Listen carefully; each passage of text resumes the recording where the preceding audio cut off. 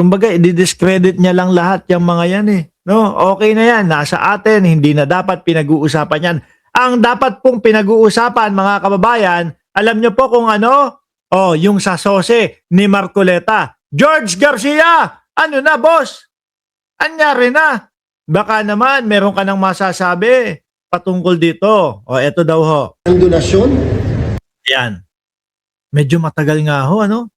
Biruin mo, ilang buwan na hong inamin ni Marcoleta na meron na talaga o meron talagang nag-donate sa kanya ng mga kaibigan. Kaya lang, request daw po kasi ng mga kaibigan, mga bossing ay wag daw ipagkalat o wag daw ilagay yung kanilang pangalan. Sino ba itong mga kaibigan na ito? Bakit? Ako ho, kung ako, mga boss, kaibigan ni Marcoleta, no? Tapos, nag-donate ako sa kanya. Let's say, sabihin mo na lang, siguro 1 million lang. Eh, wala naman tayong malalaking mga pera na, ano eh. Oh, sabihin natin, 1 million, dinonate ko. Ay, putik na yan. Proud na proud ako. Isusulat ni Marcoleta yung pangalan ko doon. No? Sa kanyang sose, dinonatean ako ni Mark Ramos ng 1 million sa aking kampanya. Bakit hindi sinulat? Ngayon, ang tanong doon, dahil ba alam nyo na darating ang panahon na ipagtatanggol o kinakailangan ipagtanggol ni Marcoleta yung mga kaibigan niya na yon, kaya hindi sinulat? Di po ba? Ngayon, napapatanong tayo, hindi kaya ang China yan? O ang mga Diskaya yan? Tanong lang ho yun, mga boss, kasi yun yung mga nakikita natin, ipinagtatanggol ni Rodante Marcoleta ho. Pakinggan ho natin si George Garcia kung ano na ang resolusyon nila dyan. Ang iniimbestigahan patungkol kay Senator Marcoleta ay isang hindi lang factual na issue, isang legal na issue. Ang sineta po niyang depensa, para maging maliwanag lang, inamin, tama, may nagbigay sa kanya ng donasyon, binigay sa kanya pagkatapos siya mag-file ng kandidatura noong October of 2024, subalit ang kanyang... Ulit. Ibinigay, ulit atras. Inamin, tama, may nagbigay sa kanya ng donasyon, binigay sa kanya pagkatapos siya mag-file ng kandidatura. Sandali, ano ba talaga? Ibinigay bago ang eleksyon o kailan? O sige, ibinigay pagkatapos niyang mag-file ng kandidatura? Noong October of 2024, subalit ang kanyang... October 2024, okay?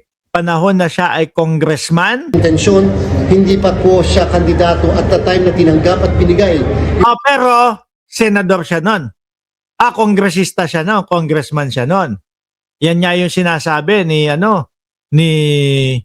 Ping Lacson na indirect bribery daw ho. Yung naturang donasyon sapagkat ito daw po ay base sa desisyon ng Korte Suprema sa kaso ng Piñera versus Comelec, and yan po yung sinasabi niya na dapat hindi siya maparusahan o dapat hindi siya kasuhan kung tumanggap man siya ng regalo, donasyon o kung kanino man doon sa panahon na hindi pa siya kandidato. Nagpakita ng mga... Kaso ano pa siya, boss?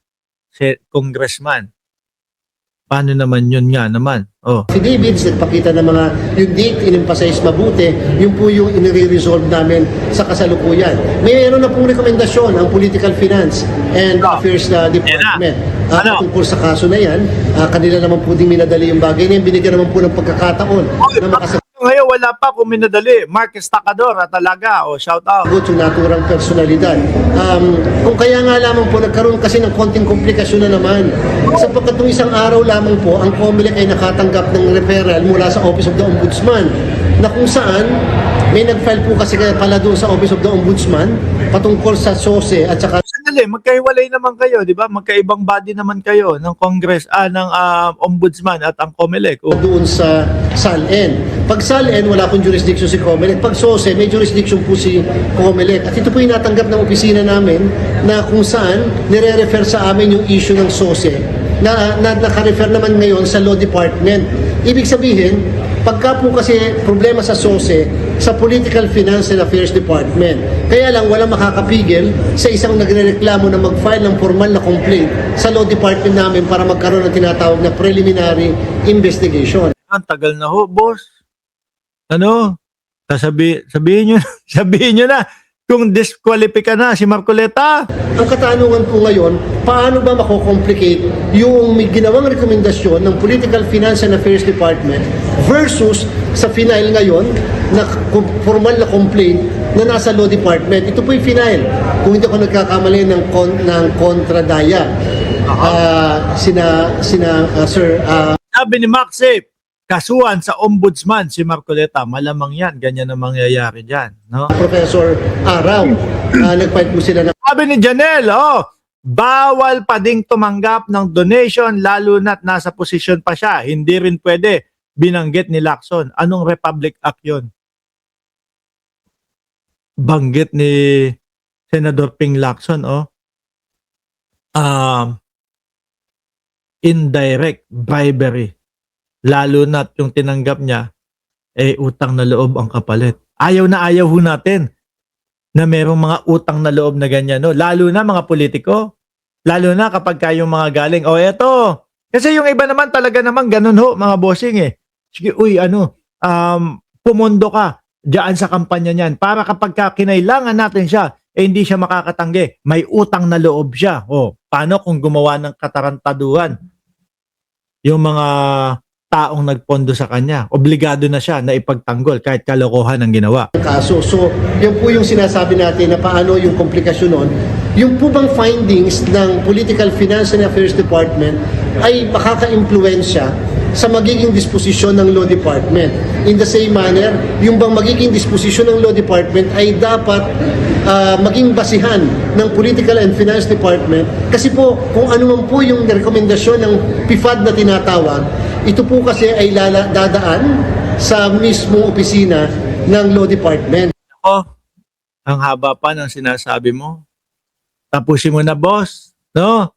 Ito ang totoong galit na ang mamamayang Pilipino. Kahihintay diyan sa resolution na yan.